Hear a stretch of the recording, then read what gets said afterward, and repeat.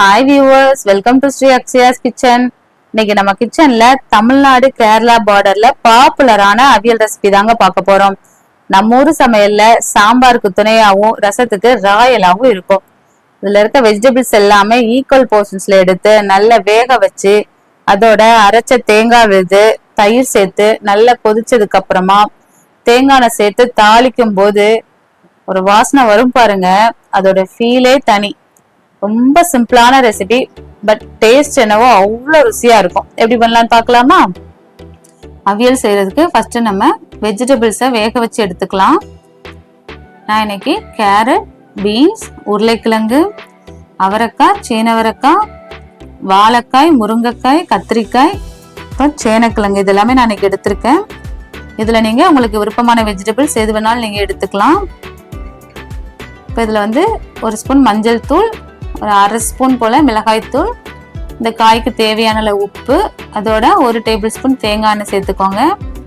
இப்போ இதில் நீங்கள் மஞ்சள் தூள் ஆப்ஷனல் தான். நம்ம தமிழ்நாடு ஸ்டைல் பார்த்தீங்கன்னா சில பேர் அவியலில் மஞ்சள் தூள் சேர்க்க மாட்டாங்க.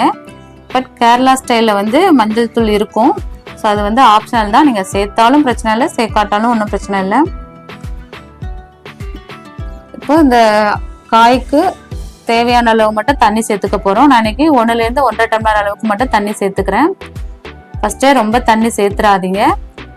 இப்போ தண்ணி தேவைப்படுச்சுன்னா அப்பப்போ நம்ம தெளிச்சு விட்டு கூட வேக வச்சு எடுத்துக்கலாம். இப்போ தண்ணி சேர்த்துட்டு ஒரு மூடி போட்டு நல்லா வேக வச்சு எடுத்துக்க போறோம்.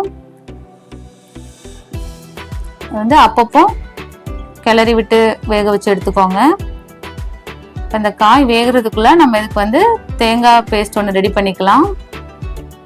அதுக்கு நான் இன்னைக்கு ஒரு அரை மூடி தேங்காய் எடுத்திருக்கேன்.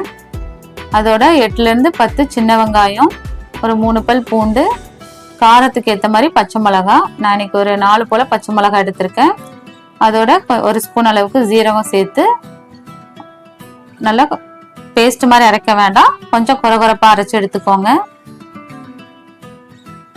நம்மளோட தேங்காய் பேஸ்ட் ரெடி ஆயிடுச்சு. அடுத்து காய் வெந்துருச்சான்னு பார்த்துக்கோங்க, அப்பப்போ செக் பண்ணிக்கோங்க. ஏன்னா ரொம்ப குழஞ்சிடுச்சுன்னா நல்லா இருக்காது. ஸோ 3/4 வேக்காடு இருக்கணும். ஸோ அதுதான் கரெக்டாக இருக்கும். இப்போ பாருங்க, கரெக்டான அளவில் இது வெந்துருச்சு. இந்த ஸ்டேஜில் நம்ம அரைச்சி வச்சிருக்க தேங்காய் பேஸ்ட்டை சேர்த்துக்க போகிறோம்.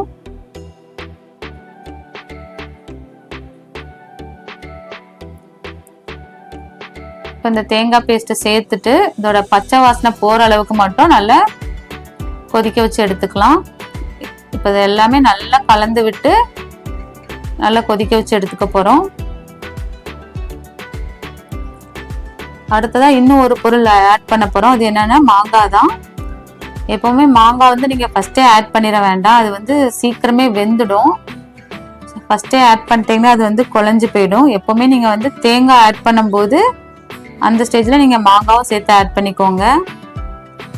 இப்போ இந்த தேங்காய் சேர்த்து நல்லா கலந்து விட்டதுக்கு அப்புறமா இதில் நம்ம மாங்காய் சேர்த்துக்கலாம்.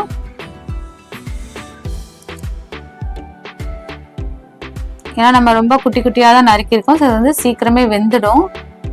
மாங்காய் வேகிறதுக்கு ரொம்ப டைம்லாம் எடுக்காது. ஸோ இப்போ இந்த மாங்காய் சேர்த்துட்டு நல்லா ஒரு தடவை கலந்து விட்டுக்கலாம். இப்போ இந்த தேங்காயோட பச்சை வாசனைலாம் போனதுக்கு அப்புறமா இதில் நம்ம தயிர் சேர்த்துக்க போகிறோம்.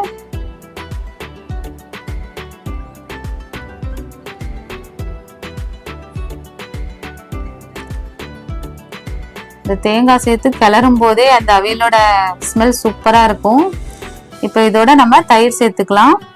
நான் இன்னைக்கு மாங்காய் சேர்த்துருந்ததுனால ஒரு 2 டேபிள் ஸ்பூன் அளவுக்கு மட்டும் தயிர் சேர்த்துக்கிறேன். இப்போ நீங்கள் மாங்காய் சேர்க்காட்டி நீங்கள் தயிர் கொஞ்சம் எக்ஸ்ட்ரா கூட சேர்த்துக்கோங்க. அது உங்களோட புளிப்புக்கு ஏற்ற மாதிரி நீங்கள் சேர்த்துக்கலாம். அதோட கொஞ்சமாக பச்சை கருவேப்பிலை கூட நம்ம சேர்த்துக்கலாம். அது இன்னுமே வாசனை நல்லா இருக்கும். அப்புறமா தயிர் சேர்த்துட்டு நம்ம ரொம்ப நேரம் கொதிக்க வைக்க கூடாது. ஸோ நல்லா ஒரு பரட்டி விட்டு ஆஃப் பண்ணிடலாம். பாருங்க, நம்மளுடைய அவியல் ரெடி ஆயிடுச்சு. இப்போ இதுக்கு நம்ம தாளிப்பு கொடுக்கணும். அவியலுக்கு எப்பவுமே தேங்காய் எண்ணெயில தாளிச்சாதான் டேஸ்ட் ரொம்ப நல்லா இருக்கும். அதுக்கு நான் 2 டேபிள் ஸ்பூன் தேங்காய் எண்ணெய் எடுத்துக்கிறேன். அதோட கடுகு உளுந்தம்பருப்பு சேர்த்துக்கலாம். இப்போ கடுகு நல்லா வெடிச்சு வந்ததுக்கு அப்புறமா ஒரு கொத்து கருவேப்பிலை சேர்த்து நல்லா பொரிஞ்சதும் இந்த தாளிப்பு எடுத்து அவியலை கொட்டி நல்லா கிளறி விட்டு எடுத்தோம்னா நம்மளுடைய அவியல் ரெடி.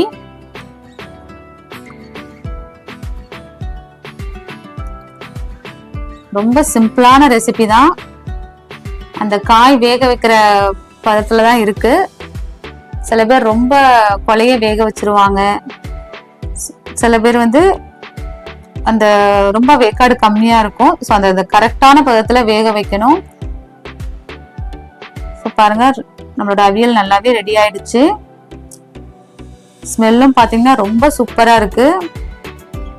இதுதான் நம்மளோட ட்ரெடிஷ்னல் அவியல் ரெசிபி. இதே மாதிரி நீங்களும் ட்ரை பண்ணி பார்த்துட்டு உங்களோட எக்ஸ்பீரியன்ஸை மறக்காம கமெண்ட்ல ஷேர் பண்ணுங்க. அதே மாதிரி லைக்கும் சப்ஸ்கிரைபும் பண்ண மறக்காதீங்க. இதே மாதிரி வேற ஒரு ரெசிபியோட அடுத்த வீடியோல பார்க்கலாம்.